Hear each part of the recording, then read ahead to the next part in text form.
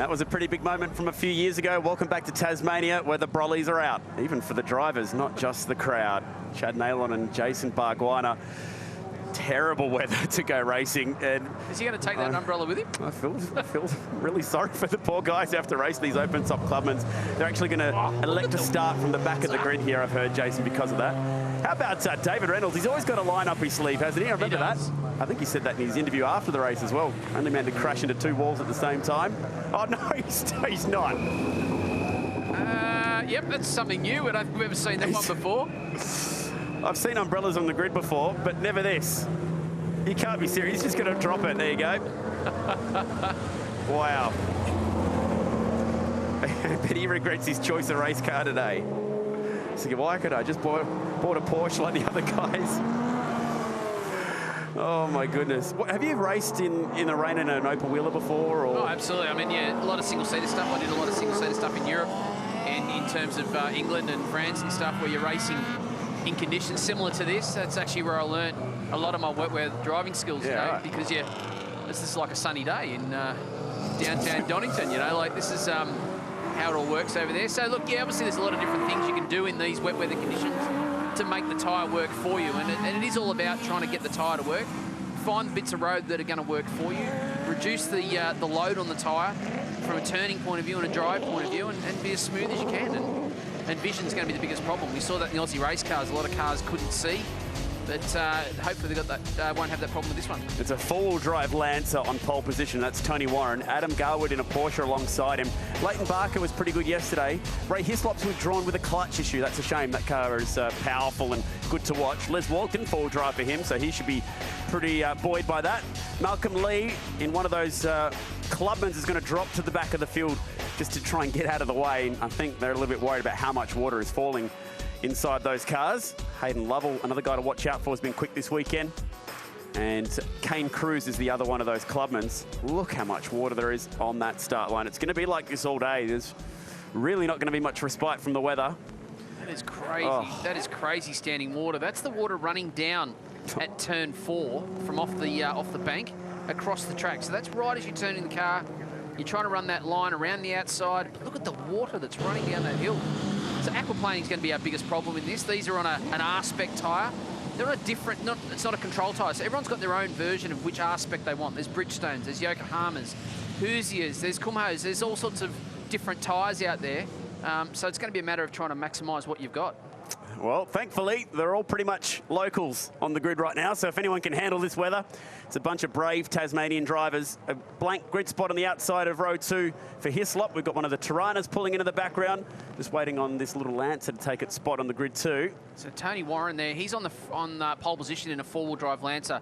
Back in, what is it, P65, Les Walton in the four-wheel drive WRX. Yep. So they're the two cars you'll watch off the grid here take off. They'll love this sort of condition. Okay, this is race 2 for the Buckby Sports GTs. It was comfortably Tony Warren in that Lancer in race 1. And off we go gingerly down towards the first corner. We're all moving, that's a good start. And yes, that Lancer was quite quick down to the first corner as we expected. Oh man, there's huge puddles. That is crazy, isn't it? There's just water everywhere. Hopefully over the next couple of laps they can start dispersing some of that. But trying to get your way through this first corner. Those little clubmans down the back. It's a wise move to get out of some of these bigger cars in amongst them. And here's the biggest problem. You arrive down turn 1 where all that standing water is, that river. Oh, Les walked in the background there. The car sliding all over the road. He's already up to P3 from position 5. Greg Garwood there in that little Capri. It's got a V8 powered Capri, that one. So a South African Purina version, if you like. Barker in the Commodore, and here come those Evos and Nissan GTRs with a four-wheel drive. Those Skylines be quick around here.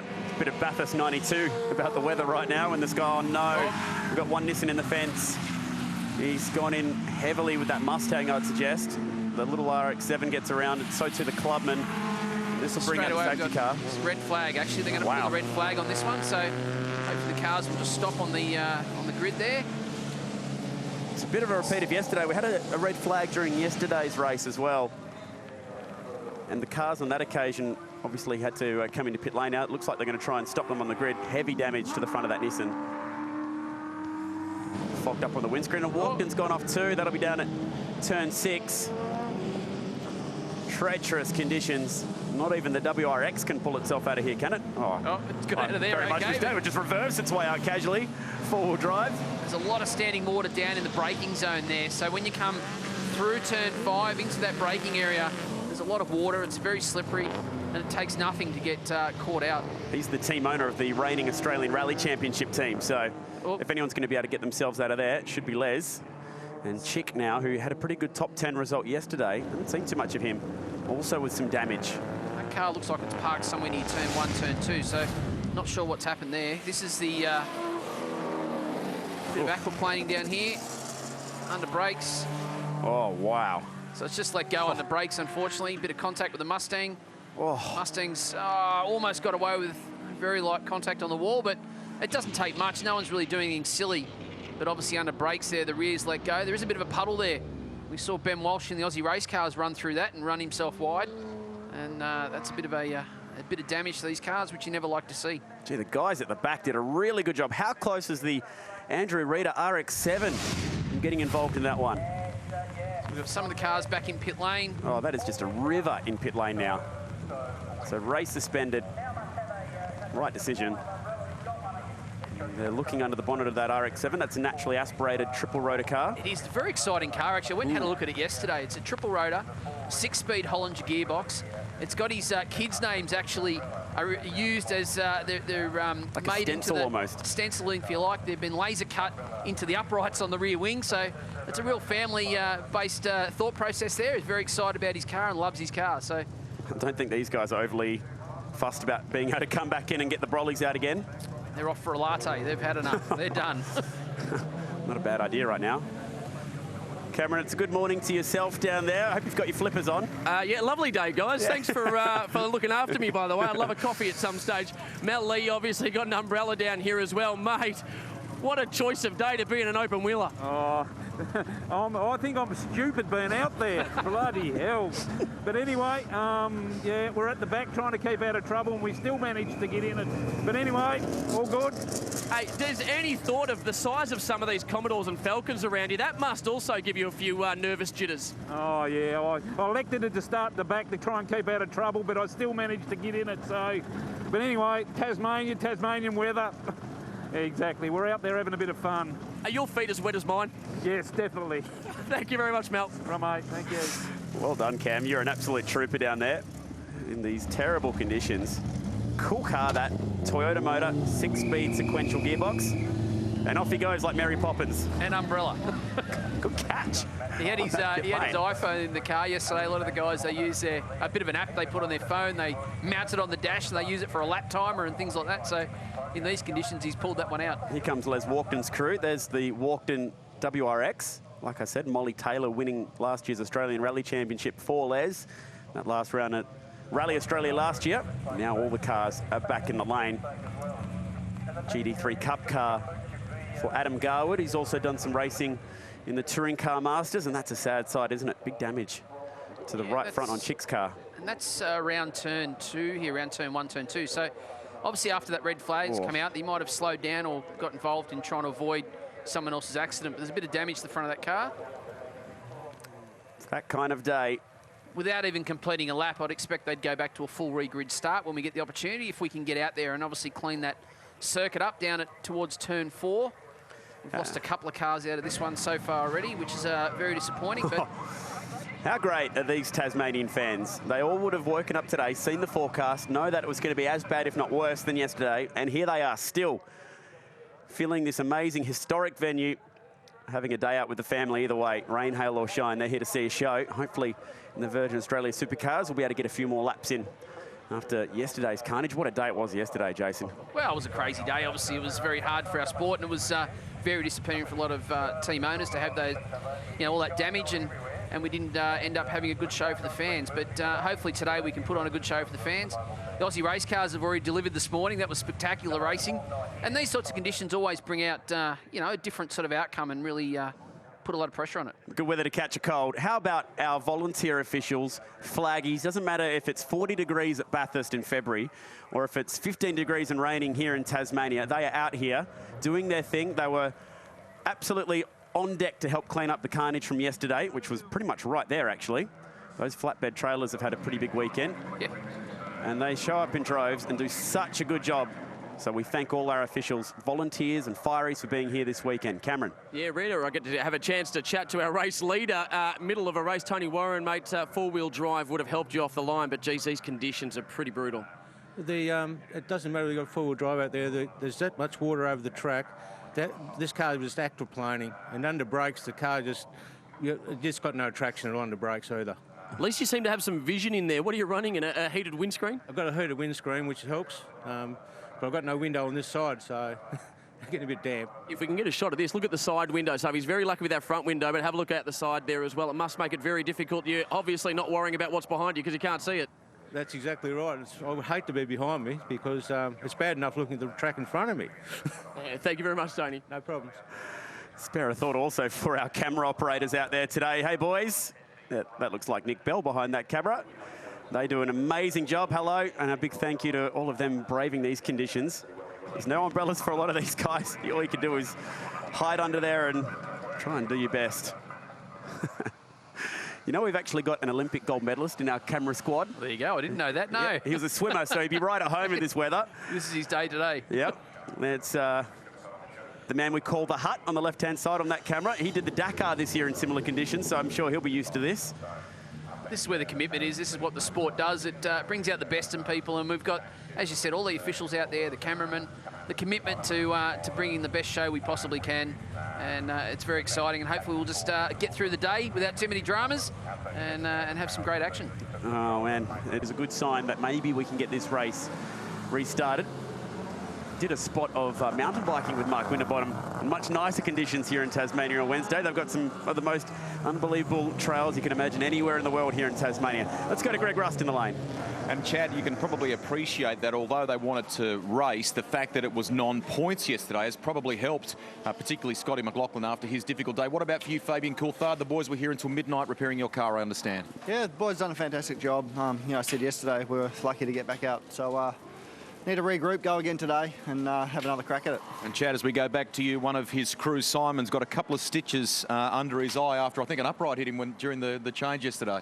Yeah, he's pulled something off, and he's got a bit of a damage to his right eye, a couple of stitches, but when they say chicks dig scars. Go racing, see you. Well, maybe that'll give him some kind of advantage out in the town in Launceston later tonight. We're hopefully going to get this race back underway. Thanks for that, Greg. I mean, a big difference, obviously, the supercars, they're going to be on a full wet weather tyre. So they've got the ability to get rid of a lot of that water. That's what these guys are going to struggle with these R-Spec tyres. Whilst they use the exact same tyre in both conditions, they're not really designed for heavy water like this. And this is a lot of water to try and get rid of. But again, we're going back to a full grid start. So on that first start, we noticed that Tony Warren and both Les Walkden got the great jumps, those little four-wheel drive cars. So we expect to see that again. A number of cars have peeled off. Some cars have gone back behind the paddock area and they're not racing. So hopefully we can get through this one. And they'll obviously shorten this race. Time certain finish as well. So we get a few laps of racing underway. That'd be fantastic. When you get a chance to actually look at this Lancer up close, it's really spectacular with this carbon fibre front spoiler on it. The back of the car, it's extremely lightweight as well. It's a bit of a traffic jam finding the grid spots. It looks a bit like a time attack car. It'd be really quick over one lap. And it was lapping only 3 seconds away from supercar pace. Remember, that was in dry conditions on an R-Spec tyre, so not on slicks. Well, it was quick over one lap, wasn't it? So obviously had all those dramas on Friday in practice with throttle position sensors and crank angle sensors and bits and pieces that plug in, but they're away now. So Warren again has got the jump from Garwood. You can see Les Walkden in the background there. He's also got a great start. Experience of what we know from the first one. We're off and running for the second one. So Warren now starting to clear out. So we can get through this first corner. Look at those puddles though. Makes it very difficult. Obviously the spray here is very bad as well. So when you start getting the speed of the cars up, wings and things, oh, we got one as that gone already, Garwood. Yeah, Greg Garwood in the Capri. He's gathered it up. He's only just kissed the fence, trying to stay out of trouble. He's done a really good job to keep that going, because if he had stopped where he spun around, it would have been stacks on, quite similar to a couple of crashes yesterday. So thankfully he's managed to keep that moving. Remember, that's a V8 powered Capri, so a lot of horsepower through the rear. And the fight for the lead here is on. In fact, Garwood has done the job. He's taken on the Lancer and he's found a way through. down the inside, right on the edge of the track. He's looking for that area that's got no water on it, and he's done a great job here. He's actually taken the lead in that Porsche. Oh, mark this down to youthful exuberance. A young teenager pushing on here. And actually doing a great job. Take the lead in a rear-wheel drive Porsche away from the four-wheel drive Lancer that's been fast all weekend. So not to be deterred by these conditions. Look at that blue Nissan Skyline understeering through turn 6. There's puddles and there's standing water and rivers running all over this 2.4K circuit. You can have data, you can have engineering, but on a day like today, it'll probably come down to two things: a bit of skill and lots of bravery. Well, that's exactly right. And here's this at the start that you see in the background, Garwood. That car, so Barker almost had a moment. Garwood's had a moment, just hitting the puddles and the car's aquaplaning. Oh, man, how lucky was he to not go around in front of the field. Got away with that one. Now it's the GTR on the outside. Hasn't slowed him down at all, has it? Greg Garwood, he's still into it flat out, battling away there with the GTR. Obviously, we've got, this is for P3, so obviously the GTR with a four-wheel drive, big 6-cylinder turbo versus the V8 old Capri. So that Capri usually runs in muscle car, or touring car master, I should say, sorry. And it's very competitive in that class. So to be out here with these sports GTs and doing a great job. The car stepping sideways down the back straight. And there's his son Adam out in front at the moment in the Porsche. We've seen Adam's skills in touring car masters, driving alongside guys like Glenn Seaton and doing his best to take them on around tracks like Winton and Hidden Valley. This young man has a bit of talent behind the wheel, and I think we're seeing that right here. This is not an easy car to control in these conditions. Here he is starting the last lap of the race. He's opened out a 3.8-second lead over a car which would be much easier to drive in these conditions. Absolutely, and it's obviously all about survival at the moment. It's about trying to find the bit of road where you can actually keep moving forward and not have those dramas. Tony Warren, he's actually taking it quite easy, being quite clever about how he goes about it, but it's Adam Garwood out in front, full of confidence, and he knows where he wants to be. Greg Garwood pushing for second here. He wants to make this a Garwood family 1-2. He's pushing and trying to catch the Lancer, but the rate he's catching him, he might just get him. He's actually doing a great job, actually. He's pulling that Lancer in. We saw how fast that Lancer is when the conditions are right. Depending on the tyre they're on, they do have the ability to go to a wet weather tyre, some of them. No. Is that Cruz, is it? Oh, it's all come unstuck. He's made heavy contact with the wall and lost a wheel. Lost a wheel, yeah. So hopefully that car's okay. He's dropped back down out of the race. Last couple of corners. Will this be a Garwood family 1-2? Really impressive the way Adam's driven that Porsche. He just straight away had that confidence on that first lap to go down the inside, find the high line, find the bit of road that worked for him, kept his foot on the gas and has done the job. Checkered flag for Adam Garwood. Oh, he's earned that one.